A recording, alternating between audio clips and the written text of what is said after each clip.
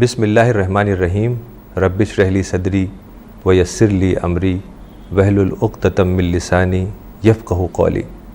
اسلامی تعلیمات کے اس پروگرام میں آپ کا بہت بہت خیر مقدم ہے۔ پچھلی بار حضرت موسیٰ علیہ السلام کے قصے میں آپ نے دیکھا تھا کہ فرعون سمندر میں غرق ہو گیا اور سارے بنی اسرائیل اور حضرت موسیٰ علیہ السلام بآسانی انہوں نے سمندر کراس کیا اور وہ صحرائے سینا کی طرف نکل گئے۔ فرعون جو یہ غرق ہوا تھا اس کا نام مرنپتھا تھا، یعنی یہ رمسیس دوم کا بیٹا تھا، رمیسس the second کا بیٹا۔ فرعون دراصل کسی انسان کا نام نہیں ہے بلکہ یہ ڈائنسٹی کا نام ہے جس کو فیرو کہتے ہیں، فیروز۔ فیروز کی حکومت مصر میں کافی لمبے عرصے تک رہی، یعنی تقریباً 3000 BC سے لے کے 332 BC تک، یعنی سکندر اعظم کے زمانے تک فرعون یعنی فرعونہ فیروز نے مصر پر حکومت کی، اور اس وقت مصر کافی بڑا تھا۔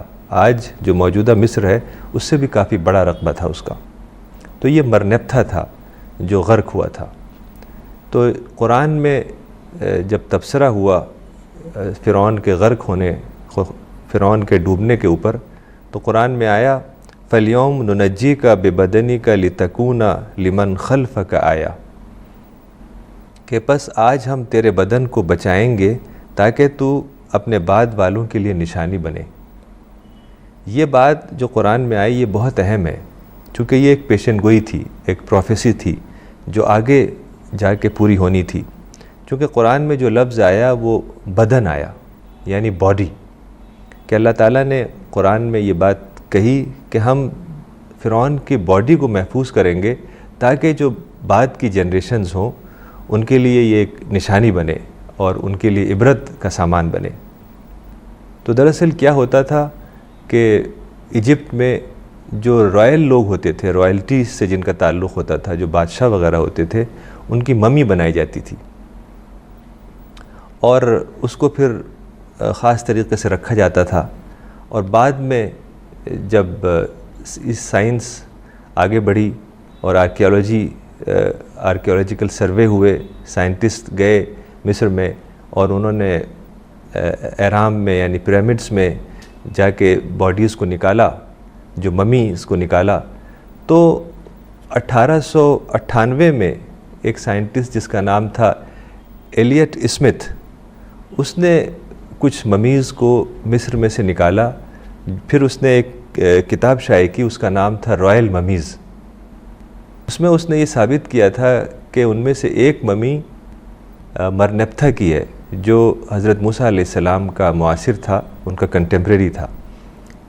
تو اس کے بعد وہ ممی کیرو میوزیم میں رکھ دی گئی، اور پھر ایک سائنٹسٹ جن کا نام تھا مورس بکائی، انہوں نے اس ممی کے اوپر پھر باقاعدہ اور اسٹڈی کی۔ دراصل یہ جو سائنٹسٹ ہوتے ہیں یہ جو بھی چیز ہوتی ہے اس کی تاریخ پتہ کر سکتے ہیں کہ یہ کب کی ہے، کس زمانے کی ہے۔ ایک ایکسپیریمنٹ ہوتا ہے جس کو کہتے ہیں کاربن 14 ڈیٹنگ۔ اگر کسی چیز پہ وہ ایکسپیریمنٹ اپلائی کیا جائے تو اس کی ڈیٹ پتہ چل جاتی ہے کہ کب یہ چیز کس زمانے کی ہے۔ تو یہ سب ایکسپیریمنٹس ہوئے اور سائنٹسٹ نے یہ پتہ کر لیا کہ یہ جو ممی ہے یہ ایگزیکٹلی وہی ممی ہے جو حضرت موسیٰ علیہ السلام کا زمانہ تھا۔ تو بعد میں جب مورس بکائی نے بھی اس کے اوپر اسٹڈی کی اور تحقیق کی تو یہ پوری طرح سے ثابت ہو گیا کہ یہ وہی فرعون ہے جو حضرت موسیٰ علیہ السلام کے زمانے میں غرق ہوا تھا۔ اور مورس بکائی نے بھی ایک کتاب لکھی بائبل، قرآن اینڈ سائنس، جو بعد میں کئی زبانوں میں ٹرانسلیشن ہوا، اردو میں بھی ٹرانسلیشن اس کا ہوا، the Bible, Quran and science. تو اس کے بعد یہ چیز بالکل ثابت ہو گئی کہ یہ وہی ممی ہے جو حضرت موسیٰ علیہ السلام کے زمانے کا فرعون جو غرق ہوا تھا۔ تو اس طریقے سے یہ قرآن کی آیت فَالْيَوْمَ نُنَجِّيكَ بِبَدَنِكَ لِتَكُونَ لِمَنْ خَلْفَكَ آیا، کہ آج ہم تیرے بدن کو بچائیں گے، محفوظ رکھیں گے تاکہ تو اپنے بعد والوں کے لیے نشانی بنے۔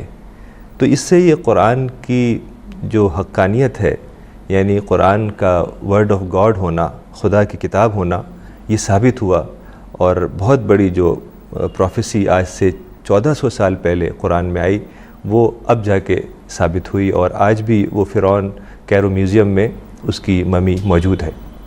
تو دراصل جو پرانے زمانے میں ایجپٹ میں بادشاہ وغیرہ ہوتے تھے، ان کی باڈی کو ممی بنا دیا جاتا تھا۔ اس کا طریقہ یہ ہوتا تھا کہ جب کوئی بادشاہ وغیرہ اس کی موت ہوتی تھی تو اس کو خاص طرح کے اس کے اوپر کچھ کام کیے جاتے تھے، اس کے باڈی کے اوپر، یعنی اس کے جو آرگنز ہوتے تھے وہ نکال لیے جاتے تھے، شاید دل کو چھوڑ کے باقی سارے میجر آرگنز نکال کے اس کو سکھایا جاتا تھا، صفائی کی جاتی تھی، پھر اس کو سل دیتے تھے وہ، اور پھر سلنے کے بعد اس کے اوپر کوئی خاص طرح کا پیسٹ، کوئی لیپ لگا دیا جاتا تھا جس سے وہ محفوظ رہتی تھی باڈی، یعنی وہ ایک پریزرویٹو کے طور پر۔ تو یہ کافی لمبا پروسیس ہوتا تھا، تقریباً 2 مہینے اس میں لگتے تھے، تقریباً 40 دن تک تو وہ سوکھتی تھی باڈی۔ اس طریقے سے پھر وہ ممی بن جاتی تھی، یعنی پھر وہ کافی دن تک اس کو محفوظ کیا جا سکتا تھا اس باڈی کو۔ پھر اس کو ایک تابوت میں رکھا جاتا تھا، پھر جہاں اس کو احرام میں جہاں اس کو رکھا جاتا تھا اس کی دیواریں وغیرہ ڈیکوریٹ کی جاتی تھیں، سونے چاندی کے کام ہوتے تھے، جس طرح کا کوئی بادشاہ ہوتا تھا اس طریقے سے ڈیکوریشن وغیرہ ہوتی تھی۔ تو یہ ایک فن تھا جو قدیم مصر کے لوگوں کے پاس تھا، ممی بنانے کا۔ تو پھر حضرت موسیٰ علیہ السلام اور سارے بنی اسرائیل وہاں سے صحرائے سینا میں گئے، جب انہوں نے سمندر پار کیا تو صحرائے سینا یعنی سائنائی پیننسولا ایک بہت ہی وسیع پیننسولا ہے جو مصر میں واقع ہے، اور اس کا رقبہ تقریباً 60,000 کلومیٹر ہے۔ سائنائی پیننسولا کے ایک طرف گلف آف عقبہ ہے، دوسری طرف گلف آف سویز ہے، اور اوپر کی جانب میڈیٹرینین سی ہے۔ اس طریقے سے یہ ایک ٹرائینگولر شیپ کا پیننسولا ہے، اور یہاں ماؤنٹ سائنائی واقع ہے، یعنی وہ پہاڑ جہاں اللہ تعالیٰ نے موسیٰ علیہ السلام سے بات چیت کی تھی۔ تو حضرت موسیٰ علیہ السلام کی قیادت میں سارے بنی اسرائیل کے لوگ سمندر کے سمندر کے کنارے آگے بڑھنا شروع ہوئے، اور انہوں نے ایک مقام پہ پہنچ کر انہوں نے دیکھا کہ کچھ لوگ ہیں، ایک قوم ہے جو کسی بت کی پرستش کر رہی ہے۔ تو بنی اسرائیل کے کچھ لوگوں نے موسیٰ علیہ السلام سے کہا کہ ہمارے لیے بھی ایک بت بنا دیں، ہم بھی اس کی پرستش کریں۔ تو اس بات کو سن کر حضرت موسیٰ علیہ السلام نے کہا، قال انکم قوم تجہلون، کہ تم بڑے جاہل لوگ ہو۔ یعنی دراصل اس کی وجہ یہ تھی کہ بنی اسرائیل تقریباً 400 سال تک مصر میں رہے، تو جو مقامی لوگ تھے، لوکل جو لوگ تھے، ان کا اثر ان کے اندر آ گیا، چونکہ مصر میں جو مقامی لوگ تھے وہ قبطی تھے، یعنی کاپٹک، وہ لوگ بت پرستی کرتے تھے۔ تو وہاں کے اثر سے ان کے اندر بھی یہ مزاج پیدا ہو گیا کہ انہوں نے حضرت موسیٰ علیہ السلام سے کہا کہ ہمارے لیے ایک بت بنا دیں، ہم بھی اس کی پرستش کریں۔ ٹھیک یہی چیز انڈیا میں بھی ہوئی، یہاں مقامی اثر سے لوگوں کے اندر خدا پرستی کے بجائے درگاہ کلچر غالب ہو گیا، یعنی درگاہوں میں جانا، وہاں منتیں مانگنا، یہ سراسر شرک ہے۔ اور قرآن میں آیا ہے کہ خدا ہر چیز کو معاف کر دے گا جو وہ چاہے گا، لیکن شرک کو ہرگز معاف نہیں کرے گا۔ تو پھر یہ لوگ انہوں نے آگے سفر کیا اور صحرائے سینا میں داخل ہو گئے۔ پھر اللہ تعالیٰ نے موسیٰ علیہ السلام کو 40 راتوں کے لیے بلایا۔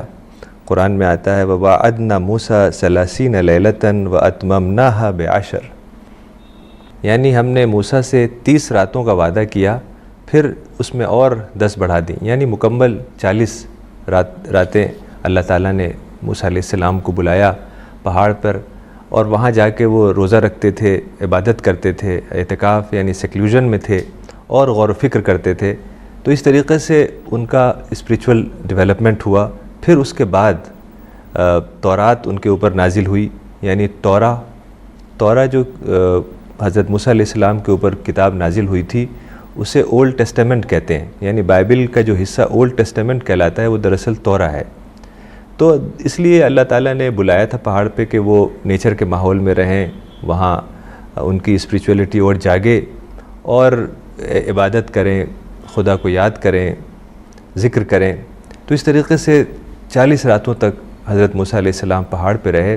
پھر انہوں نے اللہ تعالیٰ سے کہا کہ وَلَمَّا جَاءَ مُوسَىٰ لِمِيقَاتِنَا وَكَلَّمَهُ رَبُّهُ کہ جب موسیٰ اپنے وقت پر آ گیا اور اس نے اللہ تعالیٰ نے اس سے باتیں کیں، اس کے رب نے اس سے باتیں کیں، تو موسیٰ علیہ السلام نے فرمایا قال ربی ارنی انظر الیک کہ اللہ تعالیٰ میں تجھ کو دیکھنا چاہتا ہوں۔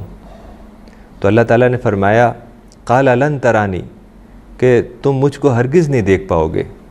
لیکن پھر موسیٰ علیہ السلام نے اصرار کیا تو اللہ تعالیٰ نے کہا وَلَكِنْ انظر إِلَى الْجَبَلِ فَإِنِ اسْتَقَرَّ مَكَانَهُ فَسَوْفَ تَرَانِي کہ اچھا تم اس پہاڑ پہ دیکھو، اگر وہ اپنے مقام پر باقی رہا تو تم شاید مجھے دیکھ لو۔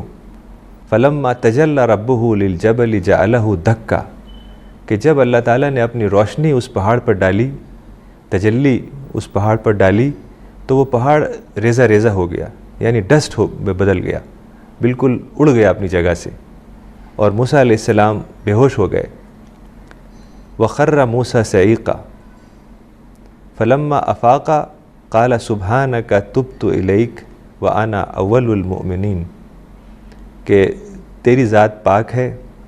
جب انہیں ہوش آیا تو وہ بولے کہ تو پاک ہے اور میں تیری طرف رجوع کرتا ہوں، میں تیری طرف لوٹتا ہوں اور میں سب سے پہلے تجھ پر ایمان لاتا ہوں، سب سے پہلے ایمان لانے والوں میں سے میں ہوں۔ تو اس طریقے سے حضرت موسیٰ علیہ السلام نے چاہا کہ وہ اللہ تعالیٰ کو دیکھیں، لیکن اس دنیا میں خدا کو دیکھنا ناممکن ہے، چونکہ یہ اس دنیا میں انسان کے ساتھ لمیٹیشنز ہیں۔ آخرت میں یہ ہوگا، موت کے بعد جو زندگی ہوگی، ہیر آفٹر کی زندگی، اس میں انسان خدا کو دیکھ سکتا ہے، دیکھ سکے گا۔ یعنی حدیث میں آتا ہے کہ تم اس طریقے سے دیکھو گے خدا کو جس طریقے سے تم چاند کو دیکھتے ہو۔ لیکن اس دنیا میں چونکہ یہ ٹیسٹنگ پیریڈ ہے، یہاں انسان کے ساتھ لمیٹیشنز ہیں، اس کی وجہ سے وہ خدا کو ڈائریکٹلی نہیں دیکھ سکتا۔ تو یہ تجربہ حضرت موسیٰ علیہ السلام کے ساتھ ہوا، اور اس سے پتہ چلتا ہے کہ انسان خدا کو ریئلائز کر سکتا ہے۔ یعنی جو نیچر میں خدا کے سائنز ہیں، جو آیات جنہیں قرآن میں آیات اللہ کہا گیا، سائنز آف گاڈ، خدا کی نشانیاں، ان نشانیوں کو دیکھ کر، ان پر غور کر کے، ہر چیز نشانی ہے، سورج، چاند، ستارے، زمین، آسمان، ہر چیز جو دنیا میں ہے یا پورے یونیورس میں ہے، وہ خدا کی نشانیاں ہیں۔ اس پر اگر انسان غور کرے گا، سوچے گا، جسے قرآن میں تدبر کہا گیا ہے، تو وہ خدا تک پہنچ سکے گا، خدا کو ریئلائز کر پائے گا، خدا کو ڈسکور کر پائے گا۔ تو پھر اللہ تعالیٰ نے کچھ ہدایات دیں حضرت موسیٰ علیہ السلام کو، جو قرآن میں بھی آئی ہیں اور بائبل میں بھی آئی ہیں۔ بائبل میں اس کو 10 کمانڈمنٹس کہا جاتا ہے۔ اسلام کے لیے اللہ تعالیٰ نے کچھ تختیوں پر، یعنی اسٹون کے ٹیبلٹس یا اسٹون کی پلیٹس پر کچھ باتیں لکھ دی تھیں، جو بائبل میں 10 کمانڈمنٹس کے نام سے مشہور ہیں۔ یہی چیزیں قرآن میں بھی آئی ہیں، سورہ بنی اسرائیل میں۔ اس میں یہ باتیں ہیں کہ توحید یعنی ونیس آف گاڈ، خدا ایک ہے، اس کو ماننا جسے توحید کہا جاتا ہے، کہ خدا کئی نہیں ہے، وہی ہیلپر ہے، وہی گیور ہے، وہی زندگی دیتا ہے، وہی موت دیتا ہے، اور وہی آخرت میں ڈے آف ججمنٹ میں لوگوں کا حساب کتاب کرے گا، اسے توحید کہتے ہیں۔ ایسے ہی والدین کے ساتھ حسن سلوک، پیرنٹس کے ساتھ حسن سلوک، ان کے ساتھ اچھا برتاؤ کرنا۔ ایسے ہی رشتہ داروں، مساکین یعنی غریب جو نیڈی لوگ ہیں، ضرورت مند ہیں، ان کے ساتھ حسن سلوک، ان کے ساتھ اچھا برتاؤ۔ ایسے ہی آیا کہ فضول خرچی یعنی ویسٹ فلنس سے بچنا، بخل سے بچنا یعنی کنجوسی سے بچنا، ایسے ہی قتل اولاد سے بچنا، ایڈلٹری سے بچنا اور قتل سے بچنا، یتیم کے مال سے بچنا، اور ناپ تول میں ٹھیک ٹھیک تولنا، اور کبر یعنی پرائیڈ اور گھمنڈ یعنی ایروگنس سے بچنا۔ تو یہ تقریباً 10 باتیں قرآن میں بھی آئی ہیں اور بائبل میں بھی آئی ہیں۔ بائبل میں 10 کمانڈمنٹس کے نام سے مشہور ہیں، اور قرآن میں سورہ بنی اسرائیل میں یہ باتیں آئی ہیں۔ تو اس طریقے سے وہ لوگ صحرائے سینا میں داخل ہو گئے۔ صحرائے سینا اس وقت ایک ڈیزرٹ تھا، آج بھی وہ ڈیزرٹ ہی ہے، اور اس وقت تو وہاں کچھ بھی نہیں تھا، ایک طریقے سے جھاڑ جھنکاڑ ٹائپ کے جو پیڑ ہوتے ہیں، کوئی ایگریکلچر نہیں، کوئی ہارٹیکلچر نہیں، صرف کچھ کھجور وغیرہ کے پیڑ تھے اور باقی سارا صحرا ہی صحرا. تو وہاں یعنی اللہ تعالیٰ نے خصوصی مدد کی بنی اسرائیل کے لیے. وہاں پانی کا بھی انتظام نہیں تھا، تو بنی اسرائیل نے جب پانی کے بارے میں کہا حضرت موسیٰ علیہ السلام سے، تو قرآن میں آیا وَإِذِ اسْتَسْقَىٰ مُوسَىٰ لِقَوْمِهِ فَقُلْنَا اضْرِب بِعَصَاكَ الْحَجْرَ، کہ جب موسیٰ علیہ السلام کے لوگوں نے یعنی بنی اسرائیل نے موسیٰ علیہ السلام سے پانی مانگا، تو ہم نے یعنی اللہ تعالیٰ نے حکم دیا موسیٰ علیہ السلام کو کہ تم اپنی لاٹھی چٹان کے اوپر مارو. فَانْفَجَرَتْ مِنْهُ 12 عَيْنًا، تو اس مارنے سے 12 چشمے پھوٹ پڑے. یعنی ایک قسم کا میریکل ہوا، ایک معجزہ ہوا کہ 12 چشمے نکل آئے چٹان میں سے. قَدْ عَلِمَ كُلُّ أُنَاسٍ مَشْرَبَهُمْ، اور جو سارے لوگ تھے، چونکہ یہ 12 ٹرائبس تھیں بنی اسرائیل کی، سب نے اپنی اپنی جو چشمے تھے وہ پہچان لیے، یعنی اپنے اپنے چشمے بنا لیے. پھر قرآن میں آیا کلو وشربوا من رزق اللہ ولا تعثوا فی الارض مفسدین، کہ جو اچھی چیزیں ہیں، جو ہولسم چیزیں ہیں، جو حلال چیزیں ہیں، وہ اللہ تعالیٰ کا جو رزق ہے اس کو کھاؤ، اور زمین میں فساد برپا کرنے والے، کرپشن کرنے والے نہ بنو.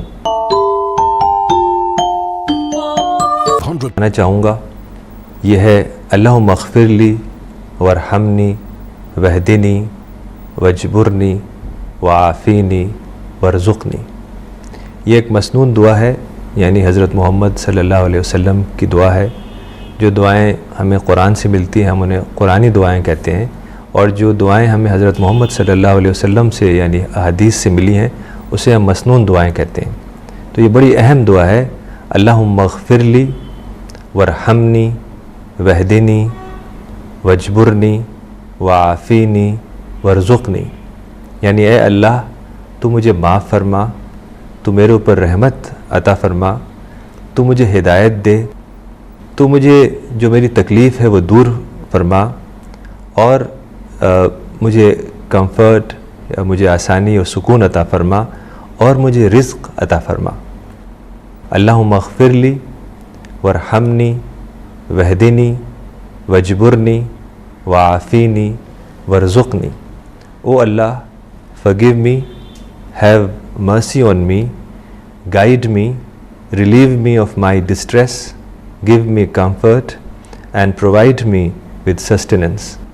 یہ مسلم میں، صحیح مسلم میں دعا آئی ہے، بہت ہی اہم دعا ہے. اللہم اغفر لی وارحمنی واہدنی واجبرنی وعافینی وارزقنی. یہ دعا آپ یاد کر سکتے ہیں اور اسے نماز میں پڑھ سکتے ہیں اور کسی اور موقع پہ بھی پڑھ سکتے ہیں. بہت ہی بامعنی دعا ہے. یعنی جو ایک مومن ہے، جو ایک بلیور ہے، جب وہ خدا کو ڈسکور کرتا ہے، خدا کو دریافت کرتا ہے، تو اس کو یہ پتہ چلتا ہے، وہ یہ ڈسکور کرتا ہے کہ ہر چیز خدا دے رہا ہے اسے.